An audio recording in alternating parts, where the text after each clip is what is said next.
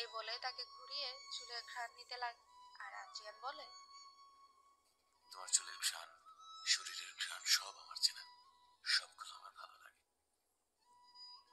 শর্ত, চুলের কোনো ঘ্রাণ নেই, ওটা শ্যাম্পুর গন্ধ। যাও গিয়ে শ্যাম্পু মেখে বসে থাকো। বাবা, ও বাবা, ও বাবা, ও তো আর ও তো ঘুমাবে, ও তো না। আদ্রিয়ান পিটপিট করে তাকিয়ে দেখে তুই তার বুকের উপর বসে তাকে ডাকছে। আদ্রিয়ানকে তাকাতে দেখে তুই এক ভুবন ভুলানো হাসি দিল। মেয়ের মুখে এমন হাসি দেখে আদ্রিয়ানের মনে প্রশান্তি যেন ছুঁয়ে গেল। আর কি চাই জীবন, এমন একটা মেয়ে থাকলে। তার এর কলিজার দিকে তাকিয়েই তো সারা জীবন পার করে দিতে পারবে। আদ্রিয়ানের ভাবনার মধ্যে তুই বাবাকে ডাকে, ও বাবা, শুনো না, ও তো না, আজ অফিসে যাবে না। না, কি না? তাড়াতাড়ি ওঠো, কত দেরি হয়ে যাচ্ছে। কি যে করি না, ওঠো ঘুমাতে। কোমরে হাত রেখে বড়দের মতো করে বলে। মেয়ের এমন পাকামো দেখে আদ্রিয়ান হেসে ওঠে। তুই তখনও বাবার বুকের উপর বসে আছে। আদ্রিয়ান মাথার নিচে দুহাত নিয়ে বলে, আজ অফিসে যাবো না মা। আজ সারাদিন আমি আমার মেয়ের সাথে কাটাবো। সত্যি? তুমি আজ অফিসে যাবে না? তুই সাথে থাকবে? হ্যাঁ। ইয়ে, আজ আমরা অনেক মজা করবো, অনেক খেলবো। লাইয়া আপু, আমি আর তুমি আজকে আমরা ঘুরতে যাবো, আইসক্রিম খাবো, আবার মাম্মামের কাছেও যাবো। ওকে বাবা। জো হুকুম মেরে যান। তুই কি বুঝলো জানা নেই, কিন্তু বাবার কথায় খিলখিল করে হেসে ফেলে। আদ্রিয়ানের গলা জড়িয়ে বুকে শুয়ে পড়ে। আদ্রিয়ান মেয়েকে জড়িয়ে ধরে মাথায় হাত বুলিয়ে দিতে লাগে। কিছুক্ষণ পর তারা রেডি হয়ে নিচে নামতেই আদ্রিয়ানের মা স্নেহা চৌধুরী আদ্রিয়ানের বুকে লেপ্টে থাকা তুই মাথায় হাত বুলিয়ে জিজ্ঞেস করলেন, কিরে আদ্রিয়ান, আজ অফিস যাবি না? বাবা মেয়ে যে রেডি হয়ে নিচে নামলি। না মা, আজ অফিস যাবো না। আমার মেয়েদের সাথে নিয়ে ঘুরতে যাবো। রাহি আর অনামিকা কোথায়? রুমে আছে, রাইকে ফ্রেশ করাচ্ছে।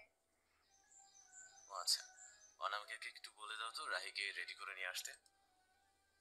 আচ্ছা তোরা খেতে বস, আমি এক্ষুনি বলে আসছি। আদ্রিয়ান তৈকে কোলে নিয়ে বসে পড়ে। তখনই তৈ বলে, বাবা, আজ আমি তোমারে খাবার দেবো নিজের হাতে, কেমন? তুমি পারবে না মা, আমি বরং তোমাকে খাইয়ে দিচ্ছি। না, তুই খাবার দিবে না তো তুই খাবি না। মুখ অন্যদিকে ফিরিয়ে বলে। আদ্রিয়ান মেয়ের কথা শুনে মনে মনে বলে, পুরো মায়ের মতো হয়েছে, মায়ের জেদটা পেয়ে।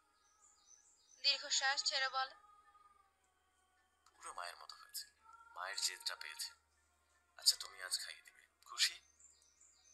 তুই বারবার মাথা উপর নিচ করে বলে।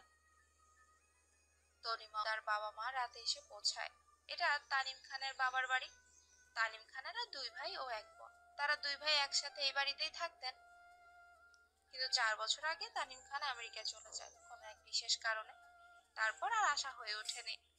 রাতে যেহেতু তাদের পৌঁছাতে অনেক রাত হয়ে গেছিল আর সবাই ক্লান্ত ছিল, তাই ঘুমিয়ে পড়েছিল।